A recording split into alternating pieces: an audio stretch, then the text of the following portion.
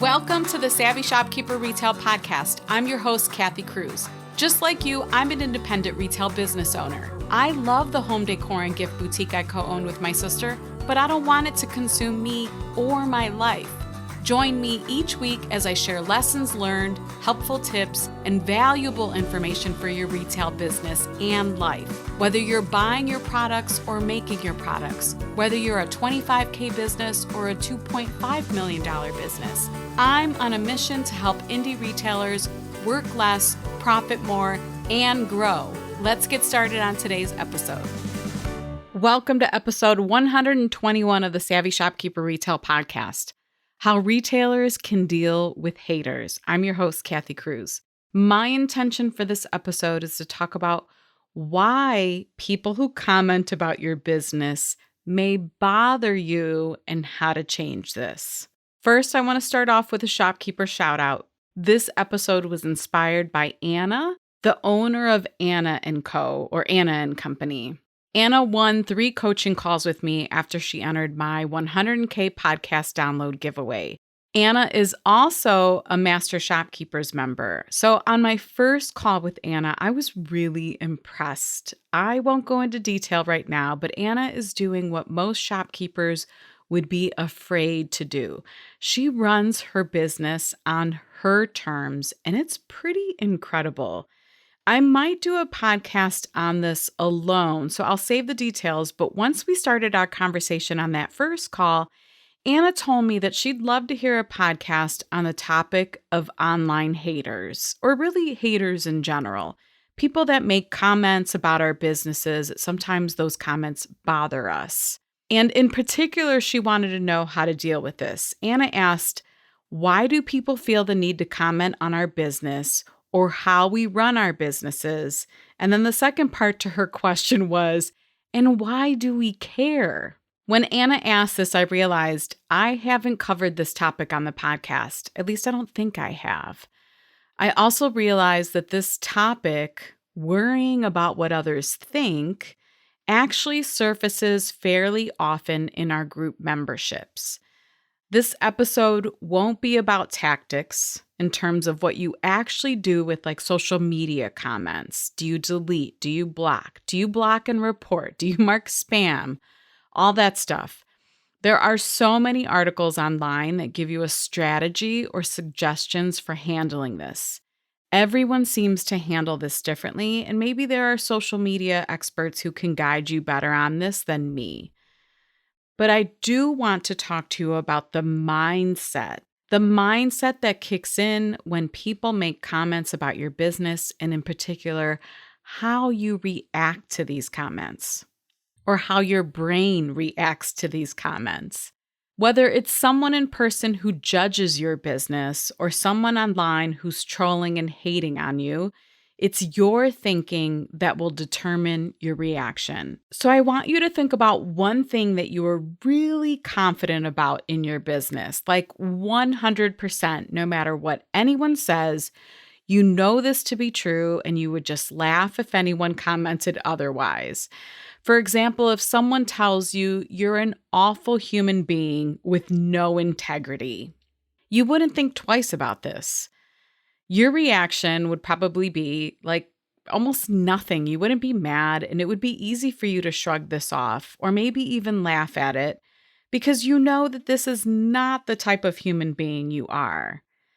So I also asked in Master Shopkeepers, when I was working on this podcast episode, I asked them, what's one thing you're so confident about in your business that no matter what comment is made, whether it's by a stranger, an acquaintance, a social media follower, a loved one, or any other online hater, and hater sounds like such a strong word, but that seems to relate with everyone, so I'm using it. I'm rolling with it. That whatever they commented, it simply wouldn't cause you a negative reaction. It wouldn't cause that negative reaction in you.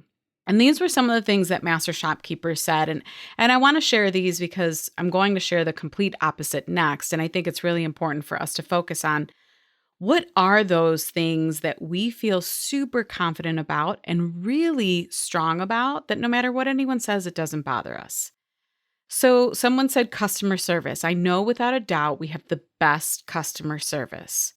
Another one was my location. A handful of people can't believe I didn't open in the bigger town, however many miles away, but I don't have a passion for that location and I can't imagine myself there. So I think she was suggesting that even if somebody said, "Why aren't you in so and so town?" it wouldn't bother her. She feels very confident that she's where she's supposed to be. Someone else said, "My price point." I love this one. Another group member said, "My instinct on purchasing and not following trends." And similarly, another customer said, "My finger being well on the pulse of what my customers want." Emphasis on my customers. You could tell she was very confident in knowing her customer really well. And this other one I can actually relate with. Someone said, "Commitment to open and close hours." This one, many of us can probably relate as small business owners. We have families. We run our businesses on lean teams. Some of us do. Or some of us are solo shopkeepers, maybe with like one part-time help, or it's just us. So we can't maintain the hours of big box stores. We have to, in order to save our sanity and keep our health and all of that good stuff, we have to have reasonable store hours that work with our lives. So my sister and I, our store is open Tuesday to Saturday, 10 to 4. When we first opened, we had longer hours, but we took a good look at our data, and our data was definitely strong in indicating to us that we shouldn't be open. There was no reason for us at the time to be open after 4 p.m. I think it's time for us to look at that information again or have a conversation on this. But I think what's important is we changed our hours. Yes, it was scary. And I know I've talked about this before in other podcasts. Yes, it was scary. Yes, we were concerned, but we had the data to back it up. Moving forward, because of that information, we felt very confident that no matter what anyone said, we knew we were doing the right thing. We were doing the right thing for ourselves. We were doing the right thing for our store. And based on our customer shopping patterns, we were doing the right thing for them too. So even now, when somebody comes in and says, "Oh, I walk by and your store is always closed," I don't cringe. I don't get that like negative reaction that I have to be defensive about it. I feel pretty confident about it. And there's something to be said for that confidence, right? Now, think about one thing. We're going to flip this around and think about one thing or maybe many things that people say that triggers some sort of annoyed, insulted, or maybe even angry or visceral reaction within you. You all know what I'm talking about. There's something within yourself that you just like, you cringe, you get mad, your fists ball up, like you're just like so upset about it. And for instance, for some of you, this may happen. If someone makes a comment about your little store, suggesting in a really condescending way that your business is actually a hobby. I know some of you are like right now, like, "Yes, Kathy, I hate those people. They drive me crazy. It's so annoying. It's so insulting." That kind of reaction. This is just one example. And it'll trigger those emotions of annoyance and maybe feeling insulted. And I want to explain a possibility about why this causes this type of reaction. Sometimes it's because you know that at this point your business is a hobby. If you find yourself getting angry about it, it might be because you actually want more in your business or out of your business. You want it to be profitable, but you know it's not. You want it to consistently pay you, but maybe it doesn't. Or maybe you want to be a retail CEO. Maybe you want to hit that fifth stage in the shopkeeping journey. Which leads me to briefly talk about the quiz that I recently launched. It's really interesting because there are shopkeepers who are getting triggered by the new Savvy Shopkeeper quiz. Not many, a handful, because they're reaching out to me. They're taking the quiz, they're getting their result, and some type of negative emotion is kicking in. However, it's not the quiz that's doing this. Even though some shopkeepers think it's the quiz, it's actually your thoughts. Now, early on, this happened to me too. Trust me, I understand. The negative reactions to people's comments happened often with me, whether it was regarding the size of my business, the suggestion that it was a hobby, the suggestion that it couldn't possibly pay me enough to make a living, all of those things, and so much more. For sure, the comments about our store hours. Now, this was years ago, much different now, but all of those comments triggered me. I don't know what other word to use other than trigger. I think we can all relate with that too. But I learned that it wasn't actually them, it was actually my thoughts. And I have to give a shout out to my own coach who has helped me tremendously with this. Shout out to Neil Williams. She's been incredible and a huge, huge asset to me building my businesses and me building my confidence. So listen, we all know by now, we're all adults. We've all probably been running our businesses for years, or even if you're just getting started, but even as adults alone, we know by now that it can be really difficult or impossible to change people. And I want you to hear this. It's not our job to change people, especially if we have big social media followings or stores with a ton of customers and a lot of foot traffic. How can we possibly change everyone around us? Well, really, why would we want to? That would be exhausting, right? People tend to say what they want. We know this for sure, especially over the past few years. I feel like it really became strong and evident on social media when the pandemic hit. There are keyboard warriors and people that hide behind the mask of the internet. Plus, some people are just plain old miserable, you know? So back to Anna's question, why do people feel the need to comment on our business or how we run them, and why do we care? Number one, people comment because they want to or they can. Period. They always will. Number two, why do we care? That's the $1,000,000 question. The $1,000,000 question to ask yourself. Why do you care? Number three, once you determine why you care, then it's important to work on this. Set the comment and the person who delivered the comment aside and have a conversation with yourself or journal about where you want to be or who you want to become and what might be keeping you from getting there. Better yet, what can you do to get yourself there, to that spot where you want to be, to that spot where you stand in confidence and no matter what anyone says, it doesn't bother you.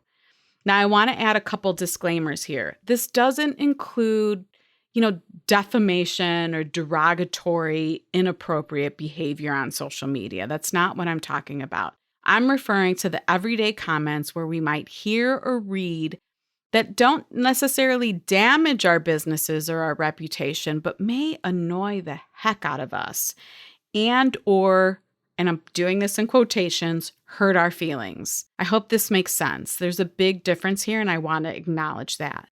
The other disclaimer is, if the quote unquote hater or commenter is a loved one, keep in mind that their comments may be based on fear or lack of confidence. This is their insecurity that they're passing on to you because they may not have the courage to do what you're doing, and their brain is in protection mode, and in turn, they believe they're protecting you. So keep that in mind. If the commenter is a partner, is a daughter, a son, a mom, a dad, oftentimes their comments can be triggering to us, but I want you to put yourself in their shoes. It may be because they're just trying to protect you. So how can we deal with the haters? Step one is to accept that people are people and we can't control them or their darn comments. I wanted to swear there, but I didn't. Step two is when you feel some sort of reaction to a person's comment, identify why. Trust me, you'll want to blame that person for your feelings, but the only person who can control your feelings is you, and that starts with your thinking. I'm going to say this one more time. The only person who can control your feelings is you, and that starts with your thinking. Step three is remove the person in the comment from your brain. This is going to be hard. I know this for a fact. I've experienced it before. But I want you to shift your energy to focus on your own why or your own goals and start to head in that direction instead. This practice alone has done wonders for me, my businesses, my bottom line, my health, my relationships, my sanity, and most importantly, my confidence and happiness. For some of you, today's episode might be an episode you will want to listen to more than once. On the other hand, some of you may not be prepared to hear what I'm going to say. You're going to resist this, and some of you may come back to this episode months or years later. I'm okay with that because I've done this myself. I've experienced this type of resistance with single podcast episodes that I've tried to listen to, or with entire podcasts that I tried to listen to. It was like my intuition led me to those podcasts. Like I knew I wanted to listen to those podcasts. I wanted to listen to the host of those podcasts. I wanted to listen and extract that confidence from them, but I wasn't ready. This has happened to me over and over again. There are a handful of podcasts that I now listen to regularly, but if you take me back 2, 3, 4 years ago, my brain just couldn't handle them. I am always a work in progress, and you will be too. See how you can use this practice with your own thinking and be patient with yourself. It takes time. Trust me. I know I keep saying this, but I feel so strongly about it because it takes time. It takes effort. It takes discipline. Our brains always want to take us back to what we were thinking before, what we were doing before, to that comfort level. I have to step into discomfort all the time. If you need to come back to this episode down the road, I get it. I will be here when you're ready. If you want to see the show notes to this episode or find links to anything I mentioned, visit my blog at savvyshopkeeper.com/episode 121. Until the next episode, be savvy and boss up.